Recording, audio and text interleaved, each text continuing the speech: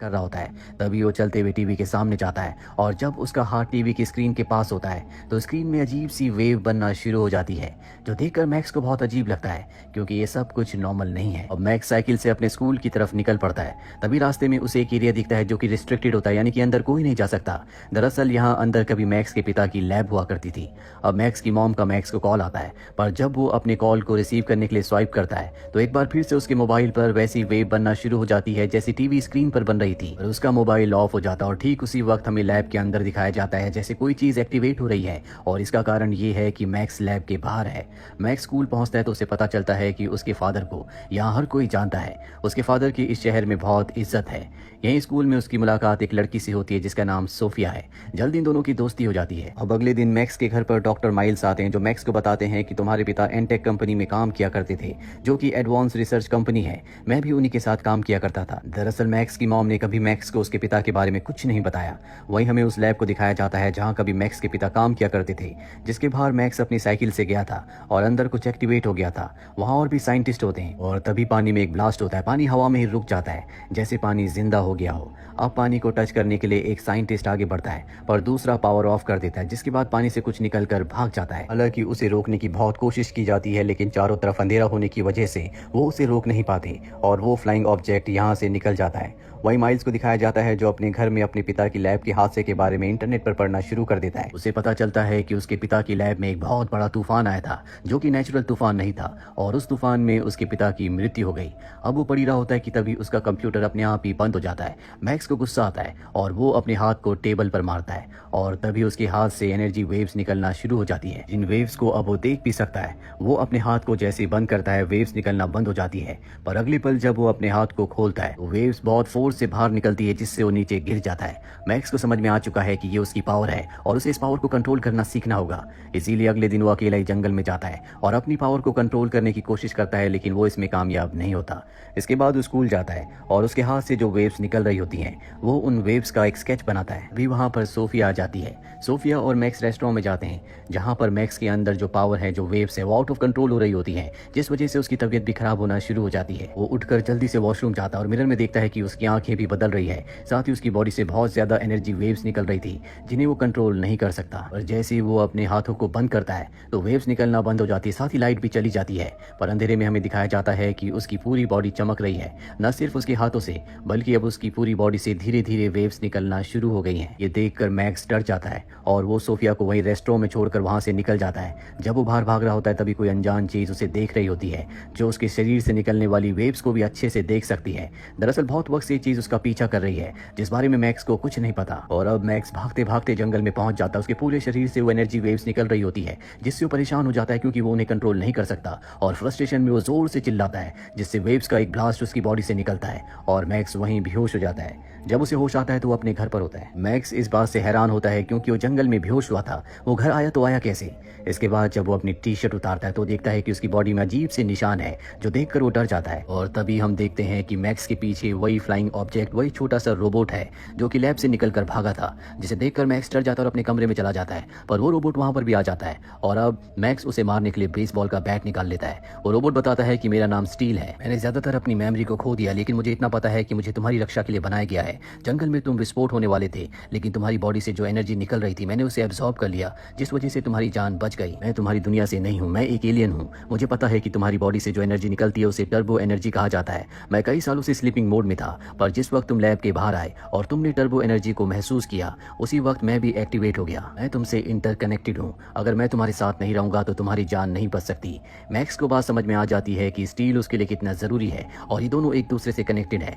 अभी दोनों के दोनों घर से बाहर निकल जाते हैं और तभी लैब के कुछ लोग स्टील को पकड़ने के लिए उसका पीछा करते हुए यहाँ तक पहुंच जाते हैं, पर ये दोनों के दोनों उनसे भागना शुरू कर देते हैं। और जब ये भाग रहे होते हैं तो स्टील को अपनी कुछ पुरानी यादें रिकॉल होती है जिसमें वो देखता है कि लैब में किस तरह से वो भयानक तूफान आया था जिससे पूरी लैब तबाह हो गई थी। और अब क्योंकि स्टील को याद आ रहा होता है इसीलिए इन सब यादों को मैक्स भी देख सकता है क्योंकि ये दोनों एक दूसरे से अंदर से कनेक्टेड हैं। इसके बाद मैक्स स्टील को अपने बैग में रखकर स्कूल जाता है जहाँ पर सोफिया उसके पास आती है और कहती है क्यों ना हम आज रेस्टोरेंट चले, पर मैक्स मना कर देता है क्योंकि स्टील उसके बैग में है जो हलचल कर रहा होता है। इसीलिए वो इस जगह से निकल जाता है। जिसके बाद स्टील उसे कहता है कि तुम्हें अपनी पावर्स को कंट्रोल करना होगा, उन्हें समझना होगा, तभी हम दुश्मनों का सामना कर सकते हैं। स्टील की मदद से वो अपनी बहुत सारी पावर्स पर कंट्रोल पा लेता है, उन्हें समझ लेता है।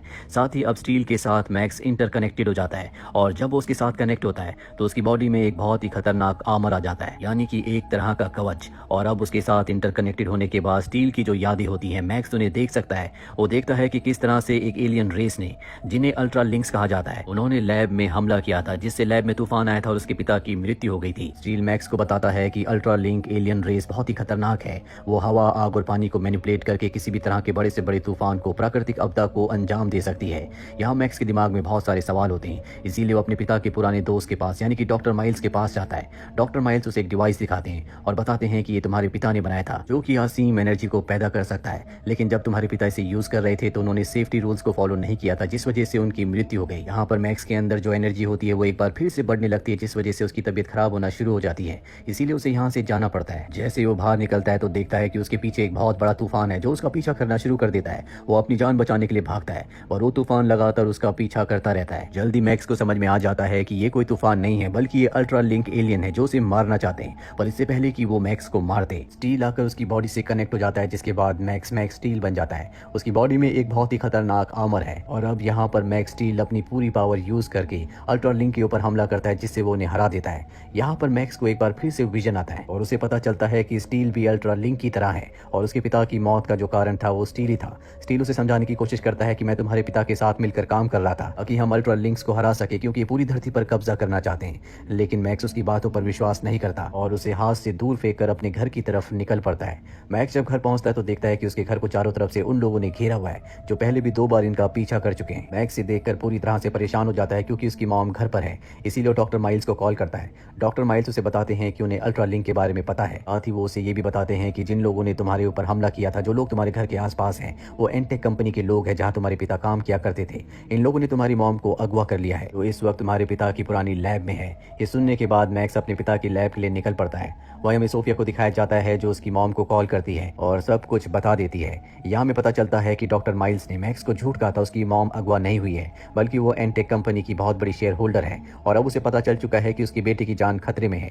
इसीलिए वो एनटेक कंपनी के एम्प्लॉय से कहती है कि जाओ और मेरे बेटे को वापस लेकर आओ। उन लोगों को मैक्स की मॉम की बात माननी पड़ती है, क्योंकि वो कंपनी की बहुत बड़ी शेयर होल्डर है। वहीं मैक्स को दिखाया जाता है जो अपने पिता की लैब में पहुंच जाता है। वो देखता है कि स्टील को उसी के पिता के बनाए हुए डिवाइस के अंदर ट्रैप किया गया है और अब मैक्स को एक बार फिर से पास्ट के विजन्स आते हैं, जिसमें वो अपने पिता को देखता है और उसे पता चलता है कि उसके पिता कोई आम इंसान नहीं थे, बल्कि वो भी एक एलियन थे। उनके अंदर भी टर्बो एनर्जी थी जो इस वक्त मैक्स के अंदर है और स्टील उसके पिता का साथी था। ये दोनों मिलकर अल्ट्रा लिंक को हराना चाहते थे और उन्हें हराने के लिए मैक्स के पिता ने वो एनर्जी प्रोड्यूस करने वाली मशीन को बनाया था। और जब वो स्टील के साथ मिलकर उस मशीन को एक्टिवेट करते हैं ताकि वो अल्ट्रा लिंक को हरा सके, उन्हें खत्म कर सके, पर तभी उनके सिस्टम को कोई करप्ट कर देता है, जिस वजह से अल्ट्रा लिंक्स एक तूफान क्रिएट करके उसके पिता को जान से मार देते हैं। और वो मशीन को करप्ट करने वाला और कोई नहीं बल्कि मैक्स के पिता का दोस्त डॉक्टर माइल्स ही था। दरअसल उसे मैक्स के पिता की सारी पावर, सारी एनर्जी चाहिए थी, इसीलिए उसने अल्ट्रा लिंक्स एलियंस के साथ समझौता कर लिया था ताकि उनकी मदद से वो मैक्स के पिता की सारी एनर्जी को एब्जॉर्ब कर ले। और वो ऐसा करने में कामयाब भी हो जाता है, लेकिन मैक्स के पिता उसे रोकने के लिए अपनी एनर्जी को ओवरलोड कर देते हैं, जिस वजह से यहाँ पर एक तूफान बनना शुरू हो जाता है। और मरने से पहले वो स्टील को कहते हैं कि मेरे बेटे की रक्षा करना, पर एनर्जी बहुत ज्यादा ओवरलोड हो गई थी, इसीलिए ब्लास्ट होने के बाद स्टील भी स्लीपिंग मोड में चला गया था। पर जब उसके आसपास मैक्स आया तो वो एक बार फिर से एक्टिवेट हो गया। कहानी वापस प्रेजेंट में आती है, जहाँ पर मैक्स के पीछे डॉक्टर माइल्स होते हैं, जिन्होंने एक खास तरह का सूट पहना होता है और इस सूट से उन्होंने बहुत सारी टर्बो एनर्जी को कंज्यूम कर लिया होता है। वो मैक्स के ऊपर हमला कर देते हैं और उससे कहते हैं कि तुम्हें मशीन के अंदर बैठना होगा, ताकि जब मशीन के अंदर से टर्बो एनर्जी निकले तो वो उसे कंज्यूम करके अपनी और भी पावर्स को बढ़ा ले। मैक्स उनकी बात मान जाता है और मशीन के अंदर चला जाता है, पर मशीन के अंदर वो स्टील के साथ कनेक्ट होकर अपनी एनर्जी को बहुत बढ़ाता है, जिससे वो टर्बो मोड को अचीव कर लेता है और उसकी वजह से मशीन में ब्लास्ट होता है, जिससे मशीन नष्ट हो जाती है। इसके बाद वो माइल्स का सामना करता है। इन दोनों के बीच में भयानक लड़ाई होती है। यहाँ पर मैक्स स्टील को अब भी अपनी एनर्जी, अपनी पावर को अच्छे से यूज करना नहीं आता, इसीलिए उसके ऊपर माइल्स हावी होना शुरू हो जाता है। अब यहाँ पर मैक्स की मॉम की लोग भी आ जाते हैं और ये भी माइल्स को कंट्रोल नहीं कर पाते, क्योंकि उसके अंदर शक्ति असीम है। इसीलिए मैक्स स्टील उसके पास जाता और कहता है कि तुम्हें मेरी एनर्जी चाहिए, तुम मेरी एनर्जी ले सकते हो। और इसके बाद उसके अंदर जितनी भी एनर्जी होती है वो सारी की सारी टर्बो एनर्जी वो उसके सूट में ट्रांसफर करना शुरू कर देता है, जिससे एनर्जी बहुत ज्यादा बढ़ जाती है, जिस वजह से माइल्स का सूट ब्लास्ट हो जाता है और माइल्स की भी मृत्यु हो जाती है, ठीक उसी तरह जिस तरह से मैक्स के पिता की मृत्यु हुई थी। इस तरह से मैक्स अपने पिता की मौत का बदला ले लेता है। इसके बाद मैक्स अपनी मॉम के पास जाता है। उसकी मॉम उसे बताती है कि मैं तुम्हारी रक्षा अल्ट्रा लिंक एलियन से करना चाहती थी, इसीलिए हमेशा मैं तुम्हें एक शहर से दूसरे शहर लेकर घूमती रही, पर माइल्स ने हमें यहाँ पर ट्रिक करके बुला लिया। मुझे उसके इरादों के बारे में कुछ नहीं पता था, पर अल्ट्रा लिंक एलियन से लड़ने में अब मैं तुम्हारी मदद करूंगी। वो उसे एक स्टोन देती है। इस स्टोन को वो उस गैलेक्सी टॉय के साथ कनेक्ट करता है जो उसके पिता ने उसके लिए यहाँ पर छोड़ा था और जैसे वो उसे उससे कनेक्ट करता है तो पूरी तरह से एक्टिवेट हो जाता है, जिसके बाद उसे पता चल जाता है कि उसके पिता किस प्लेनेट से आए थे। साथ ही वो सोफिया से अपने बिहेवियर के लिए माफी मांगता है और उससे रात को डेट पर चलने के लिए कहता है, जिसके बाद ये दोनों डेट पर जाते हैं और ये फिल्म, ये कहानी यहीं पर खत्म हो जाती है। उम्मीद करते हैं कि ये कहानी आपको पसंद आई।